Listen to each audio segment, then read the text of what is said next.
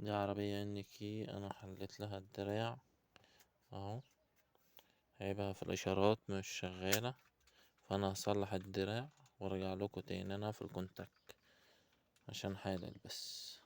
ماشي، انا هصلحه وارجع لكم تاني. دلوقتي انا نضفت الدراع اهو، النحاسات دي بتاع الاشارات اهي، نضفتها كان عليها وساخة. ماشي، دلوقتي بقى ايه، هنقفل ونجرب.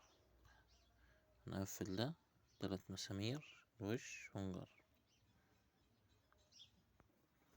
بصوا انا صلحت الدراع هنا وخلصت، بس طلع عندي حاجة تأثر عليه.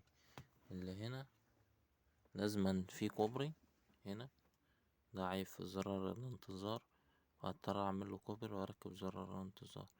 هشغل كده واعمل كوبري صغير